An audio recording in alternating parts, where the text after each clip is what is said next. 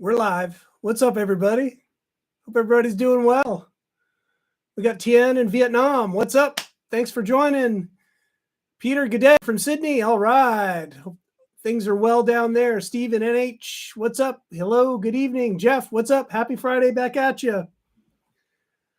Welcome, everybody. Craig. Oh, excellent. Heading to an Elvis clothing exhibition out of Melbourne. That sounds amazing. Thank you very much. And there we go. Made it back to Tulsa in time. Nikki the dog, thanks for joining. Awesome, awesome. Scott, what's up? We're glad that you're here. John, what's up? What's up, my friend? Okay, tonight we've got a little bit of guitar workout. What's up, Erica? Good to see you. Thanks for joining. Thanks, everybody, for tuning in. As always, for those just joining, below the description, expand the description below the video, okay? And we will, there's a link to some tabs there. Susan, what's up? Terry, ready to go. I love it. Excellent. Us too. All right, so if you want to follow along, those of you who don't know, expand the description. There's a link to some tabs. We're going to go over some stuff tonight, a little bit more electric guitar focused, but a lot of it can be transferred to the acoustic, so don't be scared away if you're just on an acoustic guitar, okay? A lot of this stuff is transferable very easily. Mario, what's up? Donna, how are you? Good to see you. Zane, what's up? Thanks so much for joining, everybody. King 50 from Northern Nevada. Excellent, excellent. Love it. Jim Gregory, welcome. Excellent. All right. So with the guitar workout, we usually start off with some sort of a warm-up, chromatic finger warm-up. This is no exception. Exercise 1 in the tabs. We've got basically a pretty simple sequence here. We're going to use all 4 fingers, and I start more in the middle of the neck. Just because for all of you, some of you beginners who have trouble at the 1st, 2nd, 3rd, and 4th, sometimes we can get going a little bit easier, the 4th, 5th, and 6th. HH, what's up? Great to see you. Andy, what's going on? Welcome, welcome.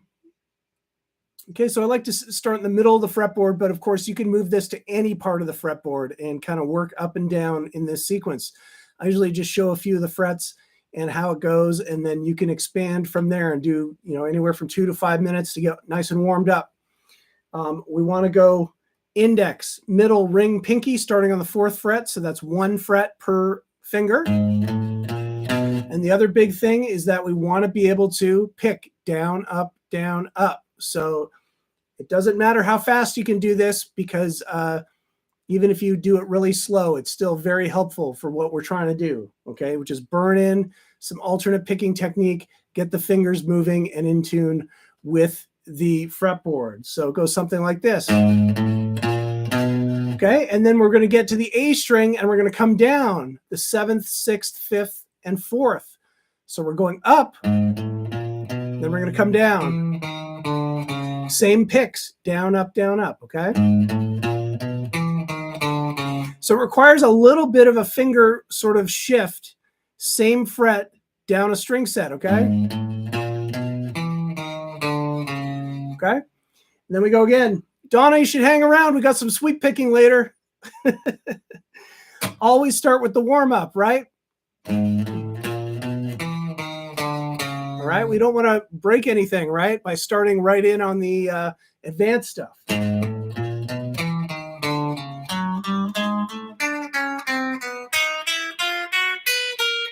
What's up, Theodore? Thanks for joining. So you can see the pattern right there, right? We're going to go up on 1 string, move to the next string, come down, and so on and so on. Igor in Mexico City, thank you, thank you.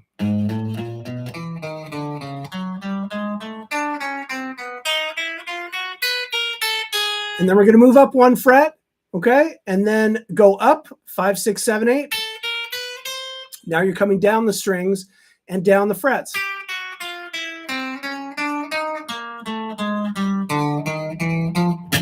Okay, so it's a little bit tricky because we're coming up And then you want to sort of curl your finger because it might be a little flatter on that first one, and you want to do a finger roll to be able to go right to the next string down, right?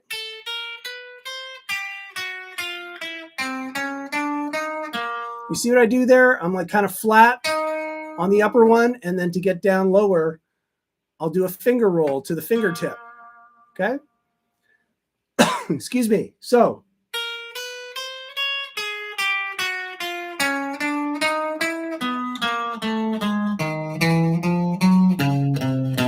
okay, that's the idea. What's up, Rusty? Good to see you. Thanks for joining. So to put it all together, start with the drum groove, metronome, whatever you'd like. Be honest about your timing, so go as slow as you need to go. But we'll do it kind of up and down the fretboard a little bit for a few minutes and move on to the next example, okay? So I'm going to go 1 E, and 2 E, and 3 E, and 4 E, and...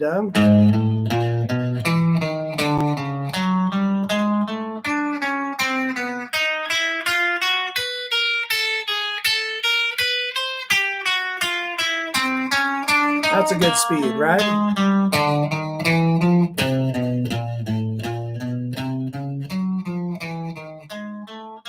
Jody One, what's up? Welcome.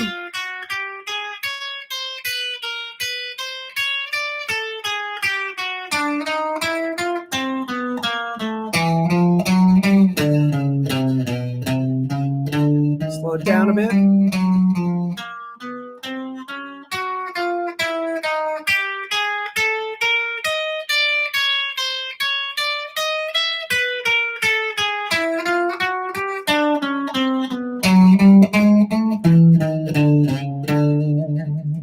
The idea with that exercise, all right? Nothing more, nothing less, just some overall dexterity, getting the fingers moving, working on your alternate picking, okay?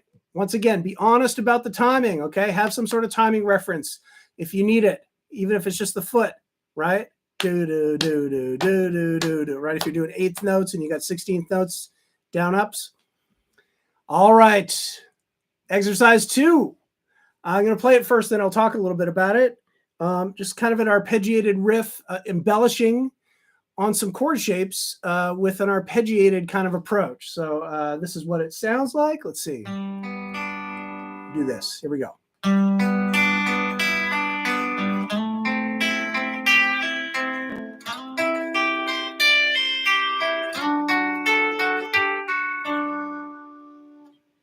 Okay. Kind of a cool riff. When you look at it, it's just a really simple ascending chord progression. G major, A minor, C major, D major. Okay? So if we're thinking in the key of G, G would be our 1 chord. A minor would be our 2 minor chord, right? Our 2 chord. C would be the 4 chord. D would be the 5 chord. So a simple 1, 2, 4, 5 progression, right? Really common. Okay. And what we've got here is arpeggiating the upper part, okay, of basically a G major bar chord. If you wanted to hold that shape, you could, but really we're just doing the top 4 strings on this particular riff.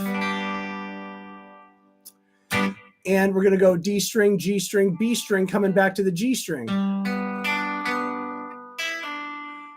And then just a little pull off right here with your pinky, 5th fret of the B string pulling off to 3. And then back down to the G, and then D string. Okay. Turn my guitar there. I think that's distracting when I got it on all this reflection stuff. Try and do that. Okay. So.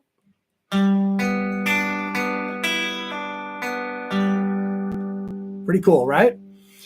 Now we're going to slide into the next shape. Up to A minor. Okay, so we're sliding into the 7th fret of the D string and then just barring down on the 5th fret of the high strings. Again, D, G, B, G strings. This time we're stretching the pinky out a little bit to the 8th fret of the B string, pulling off to 5. And once again, picking down G string and D string. So really the picking stays exactly the same in those first two bars. Same strings. Okay. When we go up to the 8th position for the C major chord, we're going to pick all the way up, starting from the D string all the way to the high string. Pulling off this time 10 to 8 on the high string, right? So, and then picking right back down.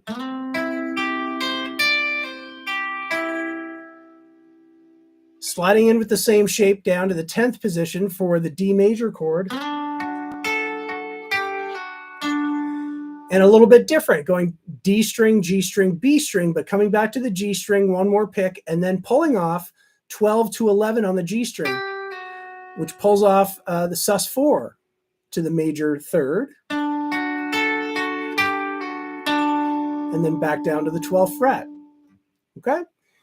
So this is a cool little exercise for you to get your timing down, because we're basically 8th notes. We're keeping so 1 and 2 and 3 and 4, and all the notes are, you know, timing right on the 8th notes. So that's one of the things. So you can work on your pull-offs being nice and clean and staying in time. Okay. Also getting used to arpeggiating different strings. And as far as the embellishments go, I want you to see that depending on the chord shape, where you've got some options to be able to very easily do an embellishment on the chord. So for example, that first one, I went 5th fret to the 3rd fret on the B string, right? But up on the C chord in the 3rd bar, I did the 5th fret, up the neck, but basically relative to the chord shape, I did it on the high string. And then on the last chord, I did it on the G string. Okay. So on a major chord, you've got those notes. And all of those sound really good. It kind of almost doesn't even really matter which ones you play, or how you phrase it, or whatever. So as always, I'd like you to sort of think about this exercise a little bit and experiment with it. Try it with different parts of the neck. Try different phrasing on the embellishment.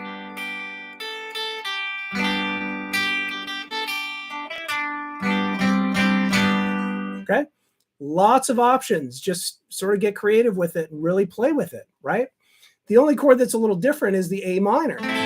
So off your minor shape, I chose to kind of embellish off the 8th fret of the B string there. But you've got, if you think in terms of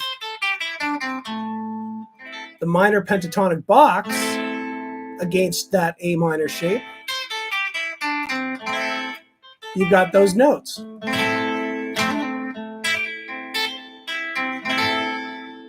Okay, so definitely mess around with that a little bit and come up with riffs. You could even come up with little chordal sort of lead ideas.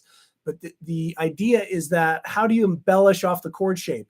And it's just knowing where the notes are that work with just kind of going back and forth from chord notes up to notes that are still in the key, right? Because you're in the key of G major. So all of these notes work.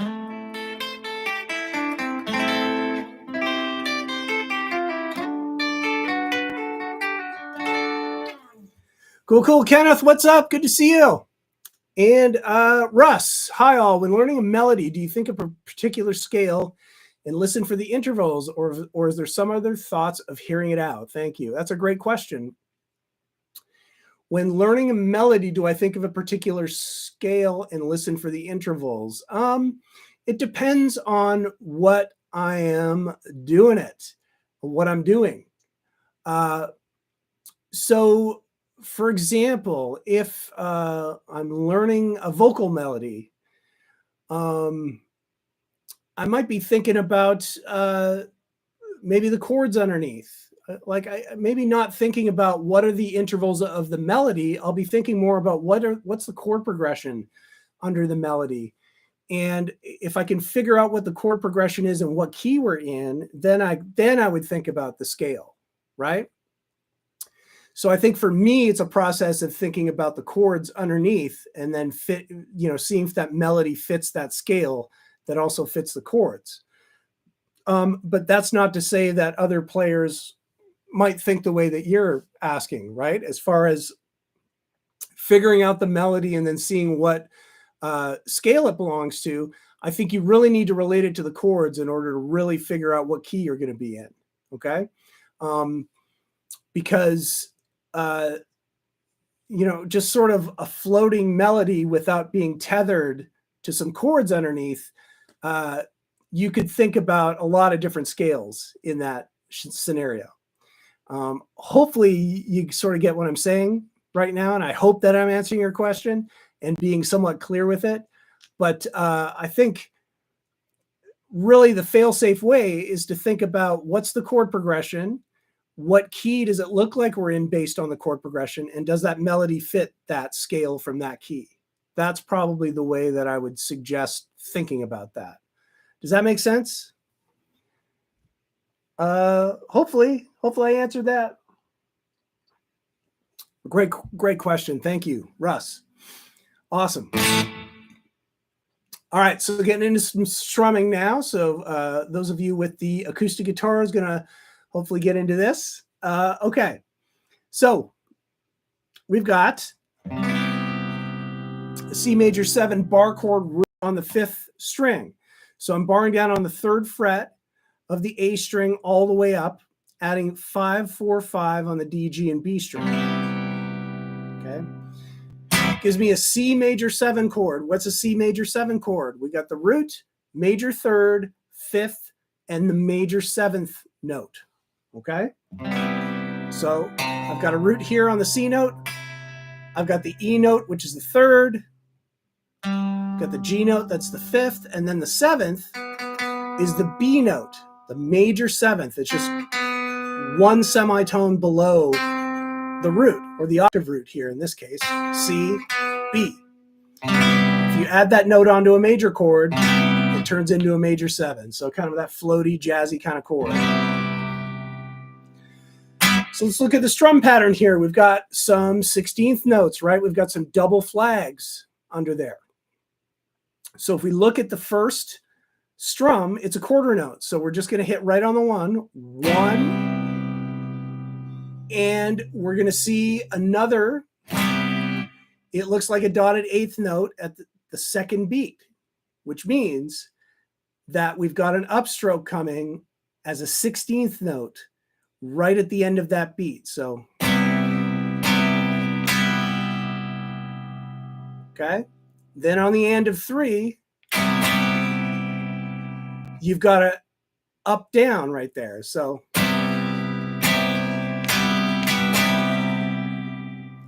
and then in the 4th beat, it's the same as the 3rd beat. You've got another up down. So when you put this together,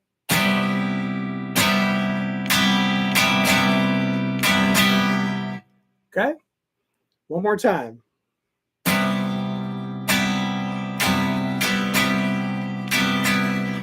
Now, like I say, it's helpful, especially with 16th note rhythms, to keep this going. Down, up, down, up, down, up, down. I'm going to have a down, up per beat or per count of the bar. So 1, 2.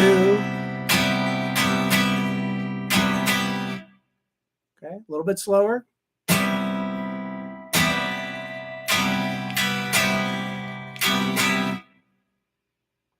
We're going to keep that same strum pattern in the next bar and just move up to F major 7. 3rd fret of the D string, barring down on the 5th fret of the top 3 strings.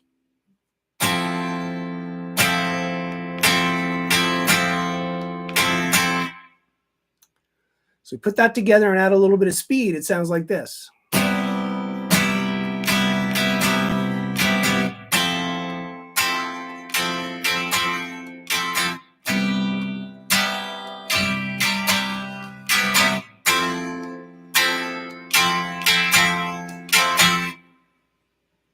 Okay, you following? We got that?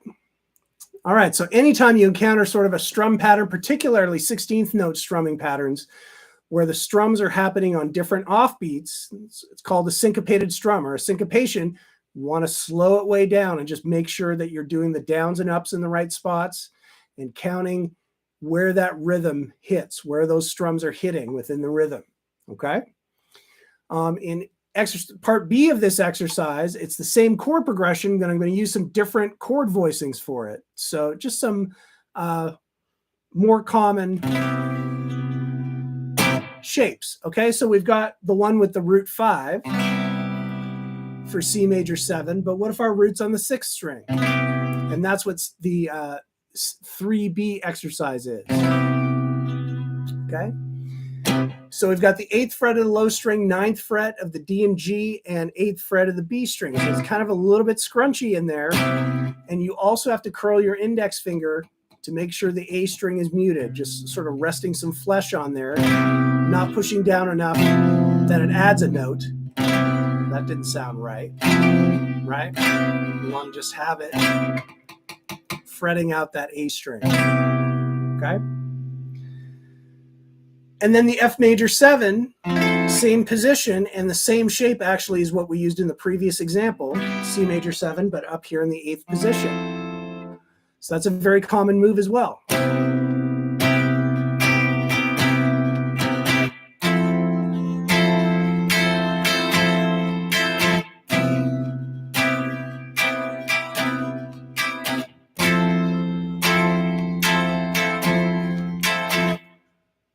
Right? You with me? So basically a 1 to 4 progression with major 7 chords always sounds great. In this case, the key of C, and showing a few different chord voicings for that. Scott's got a question here. Any suggestions in practicing to get my index finger from not muting the high E from the last exercise chord shape? Yes, so I think we're talking about exercise 2, hopefully. And you don't want to mute the high E, so where that's going to come into play is on the C chord, okay? So what you want to practice a little bit is try fingering flat, your index finger, the pad of it flat, on the 8th fret of the top 2 strings. Make sure those are ringing out. Start with that. Okay, then put your middle finger on the G string, this time on the 9th fret, okay? Keep checking all the notes. Make sure everything's still ringing out.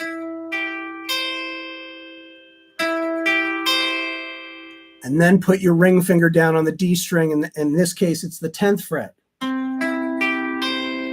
Okay, so what you've got are the middle and ring finger are kind of curled and coming in straight, perpendicular against the fretboard, but you kind of have to have the index finger barring down on those top 2 strings. So if you're muting the high string, when we want to be able to do it, you just have to figure out a way to press that finger down. And you might have to practice this a lot because when you start doing this at first, your fingers don't want to do it, right? So your fingers are probably defaulting to curling when you have to practice flattening that finger and curling the other 2 fingers onto the right spot. So the way to practice that is simply this, not even worrying so much about strumming or anything, just getting your fingers on there the way they have to be and just check each note to make sure that it's ringing out nicely, okay? If it's not, okay? If it's not, you've got to figure out a way to flatten that, right? And even talking about the embellishment that I'm doing, you know, make sure that you can keep that flat and hit your pinky on there and pull off. But once you do that, once you have all those notes ringing out nicely, you want to practice going right to that shape. So you shake it out and you go back as fast as you can, okay? And just keep doing that. It's the repetition of just programming that index finger to lay flat, okay? That's what you need to program with repetition, okay? So hopefully that makes sense. That's what I recommend. Okay, just keep at it. You could do it for, you know, a couple minutes each time you sit down with the guitar, and just keep working at it. And eventually you won't have to think about it anymore. Your finger is going to be programmed to be able to just do that when you need it. Okay. Good luck with it. Great question. I hope that helps. Alrighty. Exercise 4. Minor pentatonic lick. We're getting into some licks. Excellent. So Russ says, thanks for telling what key the exercises are in. I think most know the opening chord isn't always the key in it. So to help check your thoughts and build, so on and so on. Absolutely. Okay. It's not always the first chord in the progression that's your key. Okay. So what you need to know about how the chords make up a chord set in a key and how they function, right? You need to know that in a major key that you've got a 1, 4, and 5 chord that are major, and you've got a 2, 3, and 6 chord that are minor. Okay. And if you can kind of figure out the math a little bit when you look at a chord progression and sort of, you know, theoretically make one, okay, I think the 1 chord might be this. Do the other chords work? Do the other chords fit into that formula? And if they don't, that's going to tell you that maybe there's another chord that's the 1 chord, right? Most of the time, chord progressions stay in 1 key. Sometimes they don't, though. So sometimes you have to realize that, ooh, maybe we're switching keys in the middle of the chord progression, and that's common as well. So it's just all experience. Keep learning songs. Keep trying to think about how the chords, what the chord progressions are in the songs you're learning, and how they function in the key and whether keys are changing. And the more and more experience you get with that, you'll be able to figure it out quite a lot quicker. All right. Minor pentatonic lick in a whole bunch of different positions on the fretboard. These are actually 4 different licks. Alonzo, what's up? Welcome. 4 licks that are actually exactly the same, just in different parts of the fretboard. So let's play the first one. Okay.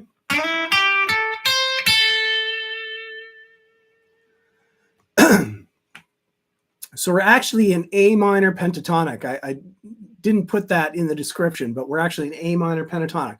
We end off on the A note. Okay, so good opportunity to practice your vibrato, also your slide in. Okay.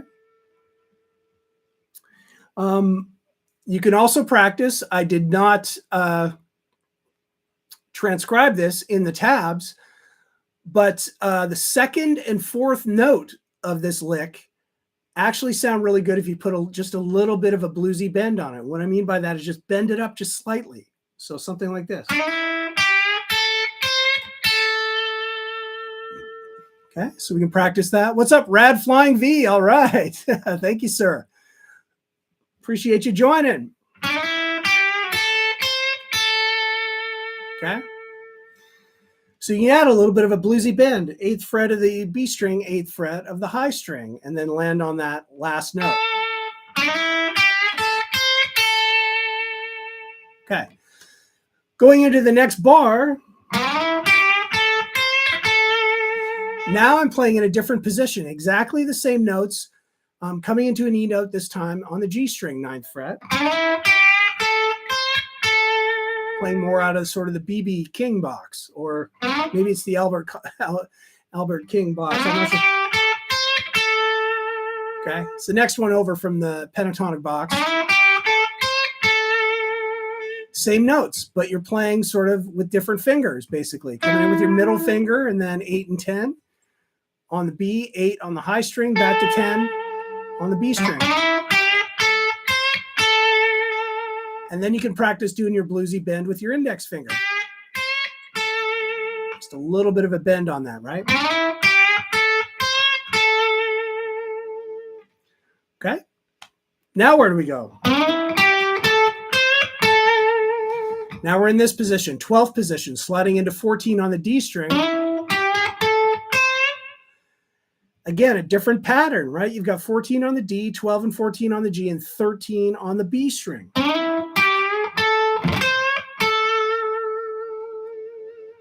And then the final one, sliding in on the A string, 19th fret. Okay, so 19 on the A, 17, 19 on the D, 17 on the G string.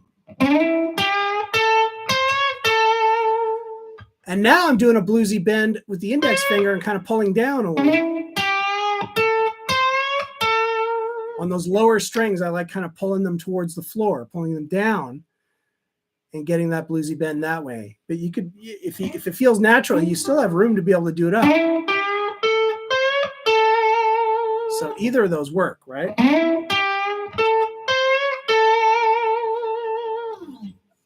Do I ever vibrato sideways? Thanks for the compliment of the vibrato. Do I ever vibrato sideways? Not typically, but if I'm going for something that sounds a little bit different, I might try something like that. Let's see.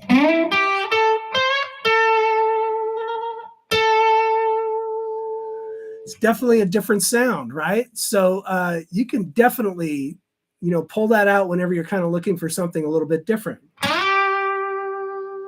Kind of like that, where I'm just shaking the string back and forth. Definitely a different sound than pushing up and down, right?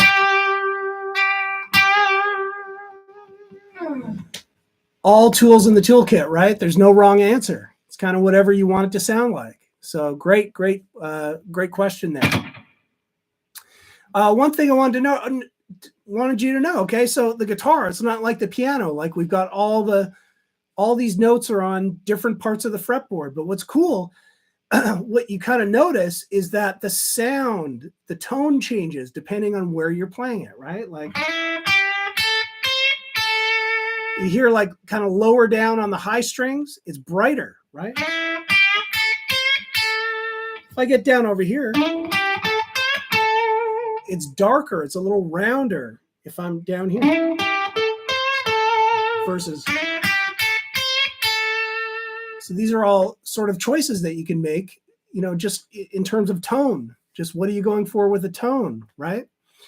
And also just knowing where, how you can play the same lick in different positions using different fingers, okay? And so this is sort of an exercise illustrating how, if you learn a lick,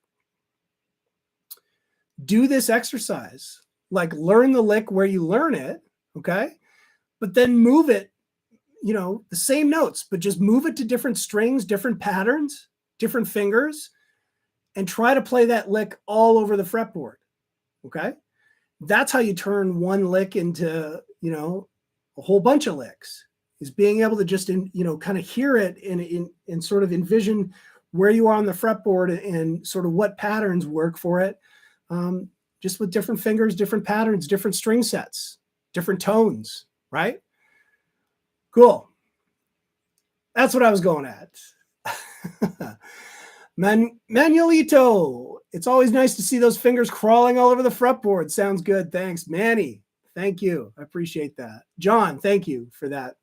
Kind words. Cool. Sabertooth on your cap. We've got the Nashville Predators, my friend. Sadly out of the playoffs, but there you go. All right. Exercise 5. We've got a swing blues groove. Okay, so we're talking the blues a little bit. Very simple blues rhythm with a swing rhythm.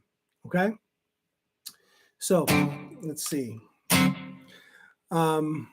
First bar, I've given you basically the 1, 4, and 5 chord here. So if we were to play it in a 12-bar blues, let me play it in a 12-bar blues. So which is going to be 4 bars of the 1 chord, 2 bars of the 4 chord, 2 bars of the 1 chord, and then 1 bar of the 5, 1 bar of the 4, 1 bar of the 1, 1 bar of the 5. Okay? Typical 12-bar blues progression, right? Here we go. Let's do this.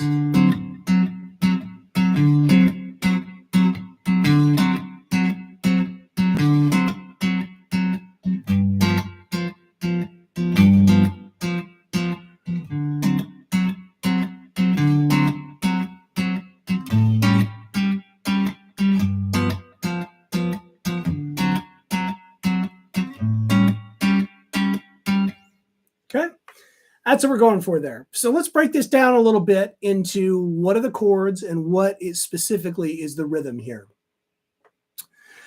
So the first thing, I'm going to look at the D7 sort of shape that, and the first thing you'll notice that I'm playing very economically, okay? Really focused, sort of not the full chord, just notes, certain notes picked out of the chord, sort of inferring a full D7 chord, which actually has 4 notes in it, while I'm playing the root and then 2 extra notes. Okay. So I've got the root, major third, and then the flat 7, which gives you that dominant 7th chord, right? We're just missing the 5th.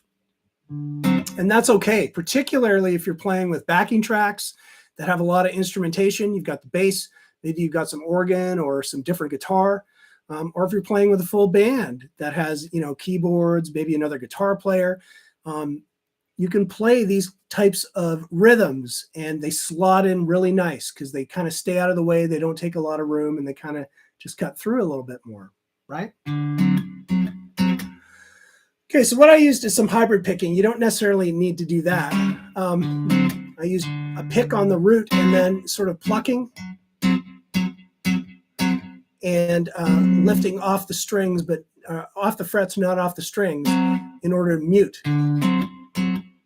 Okay, but we really need to make sure that we've got that swing going, because you can see that we start with the root on the first beat, but then it's on the ands that we are plucking those higher notes. And you don't have to use hybrid picking, by the way. You can strum this like this. Okay, I'm using upstrokes and using the karate chop to help mute it, right? What I mean by karate chop is the side of the hand just down on the strings, dampening the chord, right?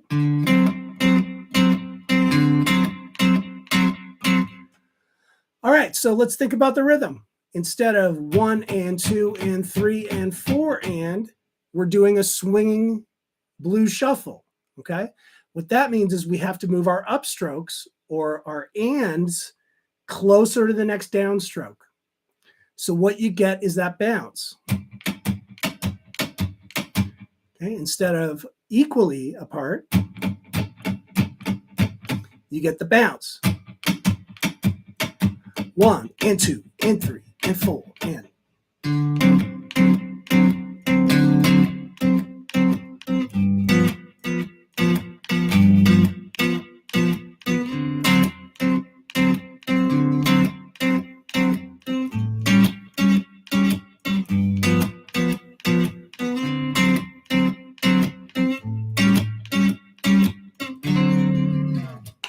That's what we're going for, okay? And I know we've covered this many times. In fact, every week I try to, you know, burn this in a little bit. The difference between straight time, where you're equally doing your downs and ups, to the swing or the shuffle, where you're just delaying that upstroke. Okay? Get that bounce going. Make sense? You with me? All right, all right.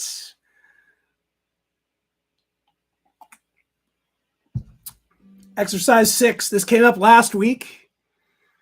Welcome back, Kotter, actually. So I didn't forget about that. And this uses the same sort of swinging groove, okay? But we've got a lot more rich chords going on here. And this is a rather lengthy sort of study here, but I didn't kind of want to miss the main parts of this.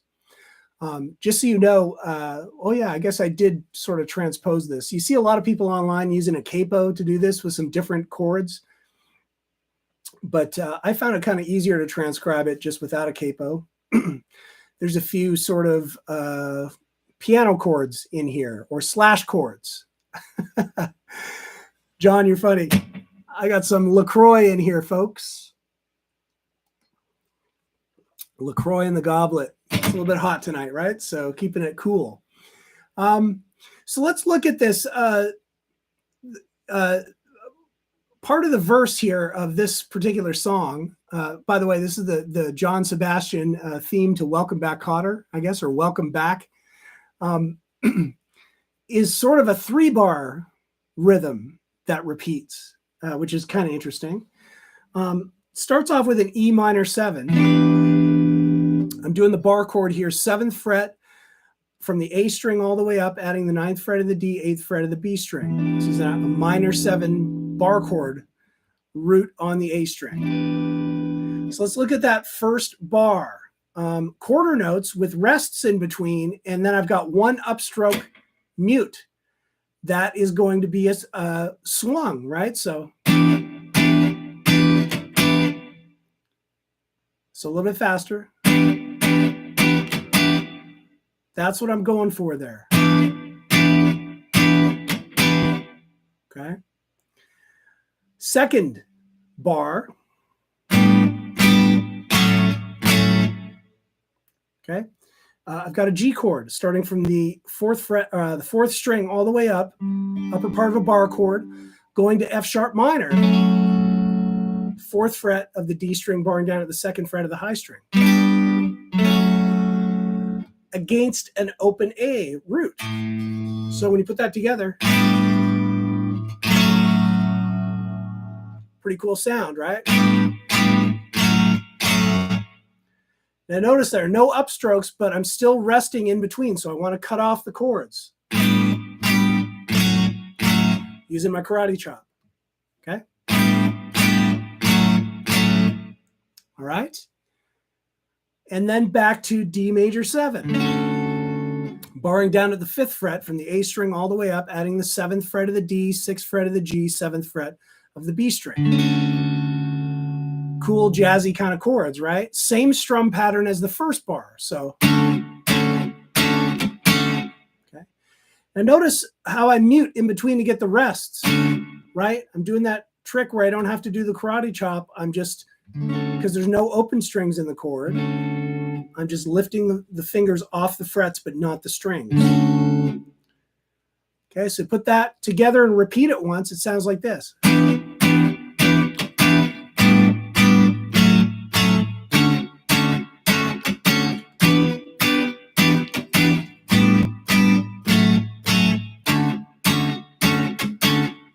Okay. Then it sort of goes into a B section a little bit. That's a little bit more complex with some different strums. So I'm going to get a B7 sus4, 7th position. So what you could do is grab a B7 bar chord right here. Okay, so barring down at the 7th fret, adding the 9th fret of the A, and I'm putting my finger down on the 8th fret of the G. But it starts off with the sus4, so your pinky wants to go on the 9th fret of the G. So you can see that we've got 1, 2, 3, 4 on that chord, going from the sus4 of B7 to the B7. And those are half notes. So we're going 1, 2, 3, 4. Okay? Jody 1, is there any possibility of getting these tabs in a GP format? I actually make it in GP, so they do exist. Maybe I'll start doing that. And I realized that I mislabeled this one tonight on the PDF. So I will switch it up. And I will switch that title, and then maybe I'll upload and put a link in for a GP and start doing that moving forward. If there's a demand for it, why not, right? That would be cool if you found it useful. Awesome. Yeah, so for those of you who don't know, GP Format is a software program called GuitarPro. I believe it's up to GuitarPro 7. And it lets you, I use it to tab out these sessions. But you can actually load it in and it'll play through it. It'll play through the tab and sort of do that. So if any of you find that useful, I'll do that. Excellent. Okay. So back to our B7 sus4 to the B7. 2, 3, 4. Back to E minor 7, same strum as earlier. Okay.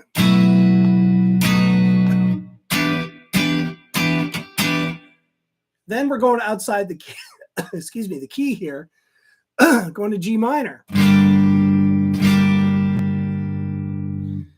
bar chord, just doing a D minor bar chord, 3rd fret of all the strings, 5th fret of the A and D. Same strums as the previous bar. And then up to B minor. A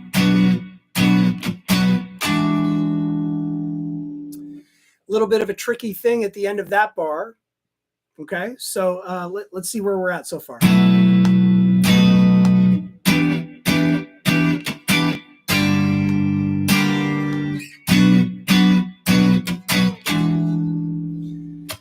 Right on the end of 4 of that last bar of, which line is this? The 2nd line.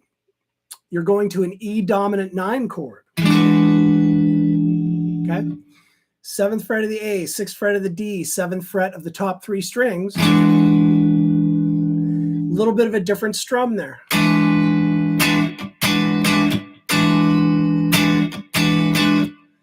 You kind of follow the vocal there. If you can kind of think of this song, okay? It actually follows the vocal. So.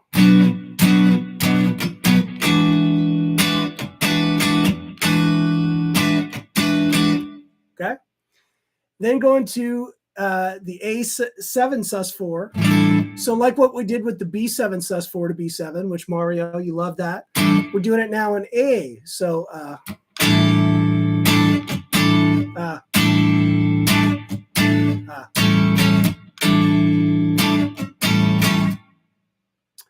throwing it into that same strum pattern.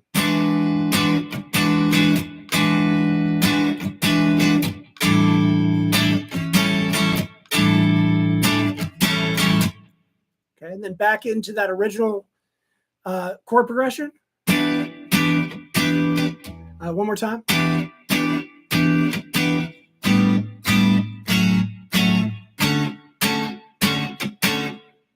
And then to end it off, welcome back, welcome back, welcome back.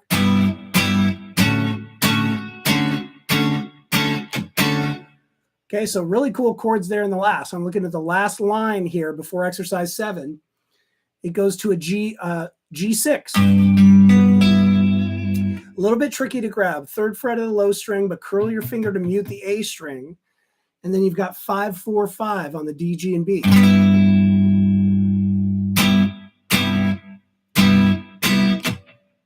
Going to do a down, down, and then a muted up. Then you're going to move it up 2 frets. Okay, to A6.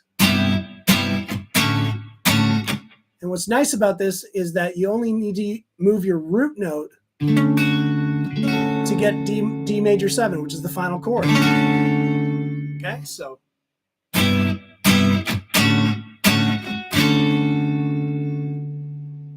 Okay. John's asking, what's the E9? So yeah, the E9 is in bar 26. It's exercise 6. It's going to be the 2nd line, last bar. You're going to go to that on the and of 4. It's just a dominant 9th chord. Okay, this chord actually has all the notes in it, right? You've got the root, which is E, major 3rd, flat 7.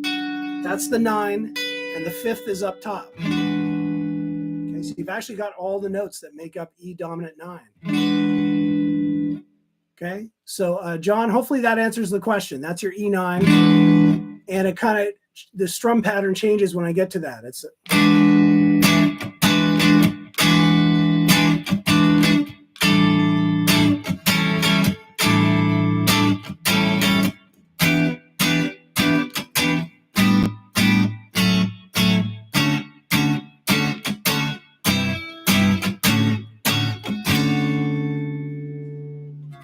all right, so a lot of meat on the bone on that one. Hopefully I didn't lose y'all. But listen, something like this can be a little overwhelming because, there's lots of chords, lots of strum patterns. Just take it a chunk at a time, kind of whatever makes sense, right? Take that the first bar, which is like kind of repeated to make up sort of the verse. Not the first bar, the first line. The first 3 bars of it, right? And there you go. Awesome. And then it kind of goes off a little bit. What's up, James? Good to see you. All right, hang with it, play with it, watch this video again. Hopefully I played through it okay. All right, a couple more exercises to end it off.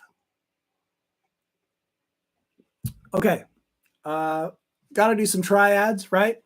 So I've got a little riff here that I play on the top 3 strings using some major and minor triad shapes in 3 positions. So you're going to get to see the 3 shapes of major and minor triads on the top 3 strings, of which there are 3 distinct shapes, right?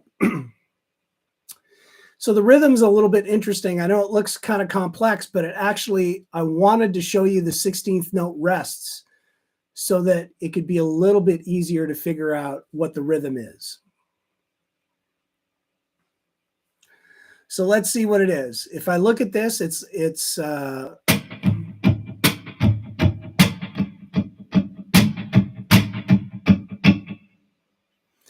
what it's going to be is, the only thing that's a little bit weird.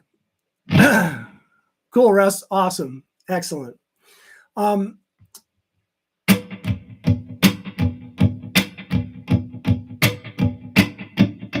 Let's see. Hold on.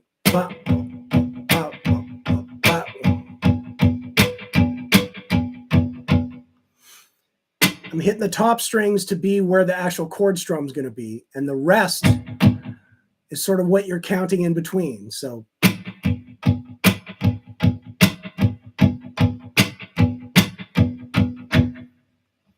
let me play the exercise now. So it goes like this.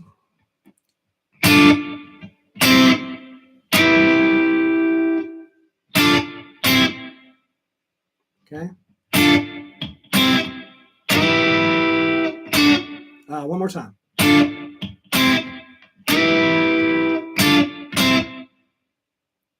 Okay. That's what the rhythm is in that first bar. Okay. D minor triad, 7, 6, and 5 on the G, B, and high E string. There's your 1 minor third and 5, all in order in this particular voicing. Coming down 2 frets to 5, 5, 3 is C major, root third, 5th. Okay, so there's that shape. Then I'm going to slide up to that minor shape, up 2 frets from D. That's going to be E minor, right? So okay.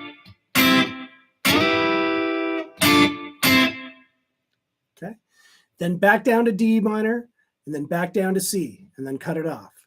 So we're actually holding out that triad that we slide up to, but we're resting all in between the rest of it.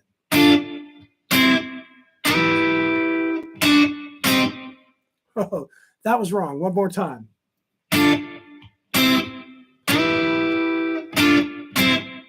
Okay. Now I'm going to play the same thing. In the second bar, I'm going to play it using this shapes.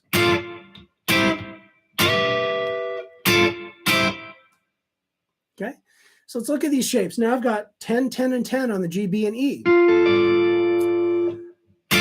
That is a D minor triad where the root happens to be the highest note. Then you've got 9, 8, 8 on the G, B, and high E string. And again, there's the major shape with the root as the highest note.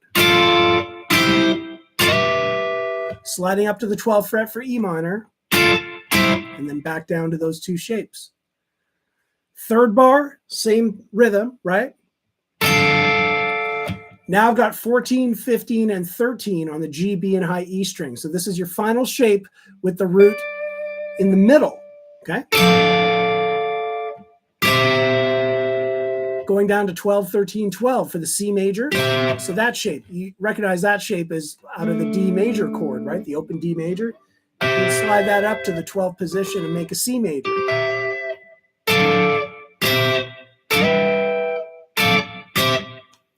Make sense? You with me on that? So cool little triad exercise, just with a fun rhythm. One more time.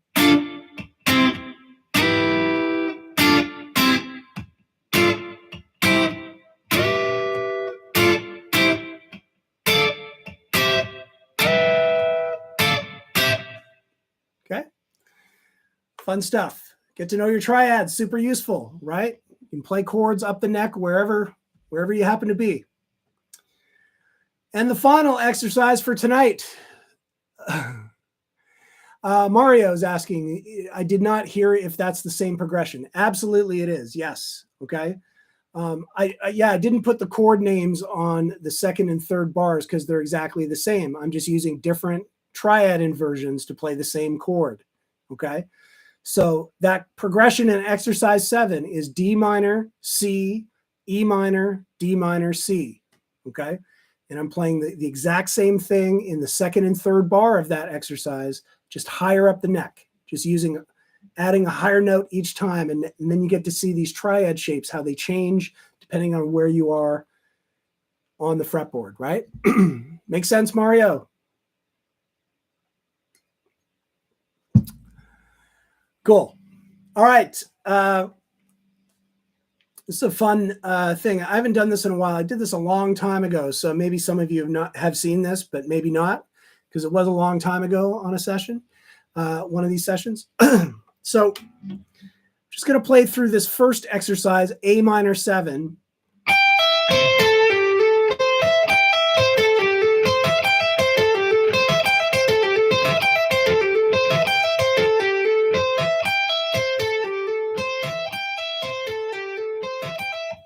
These are arpeggios, and the first one is A minor 7. Okay, so if we have a look at this, you've basically got a shape. This one is 12 and 15 on the high string, 13 on the B string, and then 12 and 14 on the G string. So you can see two notes, one note on the middle string, 2 notes on the top string, and we're just kind of cycling between it using pull-offs, okay? 15 to 12. I'm using an upstroke, another upstroke to get that middle note on the B string, and then it's a a pull-off hammer-on the G string because I'm going to come back up, okay? Now look at the picking motion. Upstroke, upstroke, upstroke as I'm coming down the strings. Now I'm going to go back up and come up with the picking motion. Okay, so I've picked the G string, pulled off to 12, hammered on back to 14. Then I'm going to pick a downstroke 13 of the B string. And then follow through with that downstroke to the 12th fret of the high string. Okay, and then just repeat the whole thing.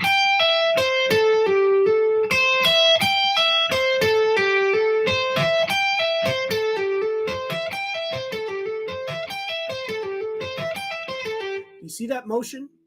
Picking motion? This is a sweep picking motion, but I'm only doing it on 3 strings. Okay, so it's a lot easier to sort of try and burn this in than trying to do, some of those full, sort of that kind of stuff. Okay, this is a little bit more manageable, and you can go a little bit slower with it to just burn in that motion. Okay, and notice that I'm not doing separate wrist movements. I'm kind of just moving my forearm up and down. I am kind of doing a little bit of a flick of the wrist on that top one.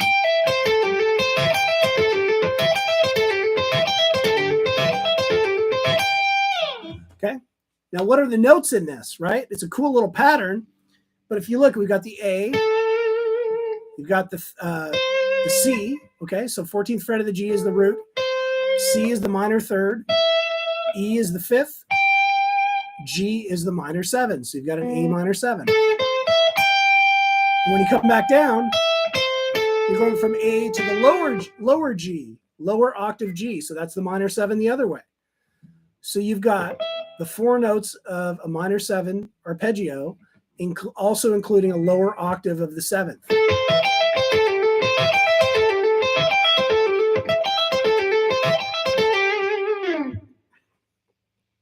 Peter, I have trouble making that hammer on at a reasonable volume. Any tips?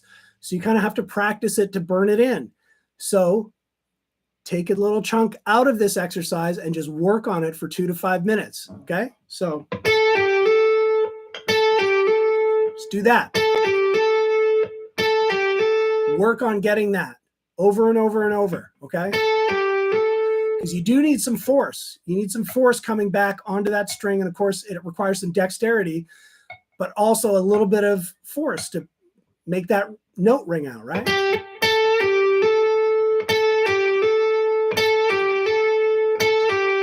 That's what I would do. And just as a general exercise, which I've shown before, right? You want to...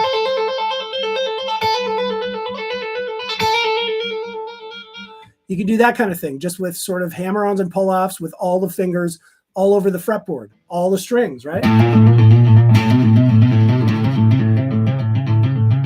And work on getting it at consistent volumes, okay?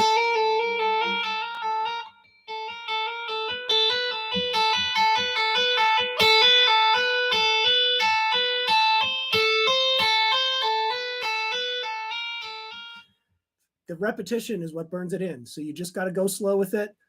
Do it 2 to 5 minutes every day, and you'll start to see some consistency. You'll start to see it programmed in a little bit. Rad Flying V, unless you practice it every day, it's a technique you lose quickly. Well, there you go. It's like anything, right? You use it or lose it. So yeah, it is a little tricky technique, okay? So definitely something to go slow with, which is why I like these, 3-string exercises, okay? And last thing before I sign off for tonight is just the second bar of this. If you'd move the exact same pattern down a string set, same frets, same picking.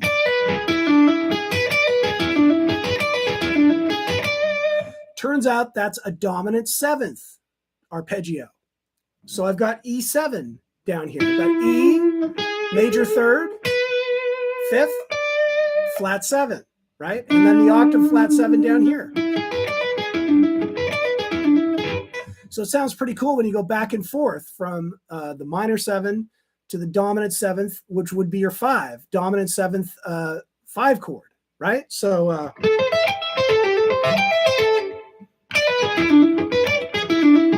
can kind of hear that.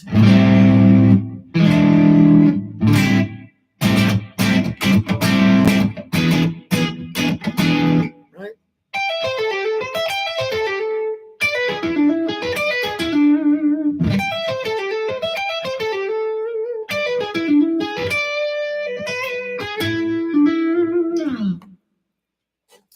That's all I got tonight. Hopefully you got something here that inspires something this week. Remember, this is transferable somewhat to the acoustic. Maybe some of these lead ones aren't as acoustic friendly, but we got some strums in there. We got some cool chord progressions. I hope it inspires some practice. Remember, experiment with these techniques, approaches, ways to think about things, because it opens up a lot of possibilities. All right. I appreciate all you guys, your questions. Appreciate all the kind comments. I appreciate the participation and tuning in. All right. Peter, thank you. Scott, thank you. John, thank you. Igor, Russ, Nikki the dog, of course. Mario, Jody 1, King 50. Thank you. HH, Zane, Steve and NH, Arthur, Andy, Alonzo. All right. Thanks, everybody. Have a great weekend. Have a great next week. All right. Welcome back. Love it. Good one. Listen, next week, I will be out of the country on a family trip up to Canada. So we're not going to do the session next week, but I'll be back the Friday after. Okay. So apologies in advance. We will not be live next Friday, but the Friday after I'll be back. Okay. So have a great couple weeks to all of you. And we'll see you in a couple weeks. Okay. Take care. Thanks, Theodore. See you guys.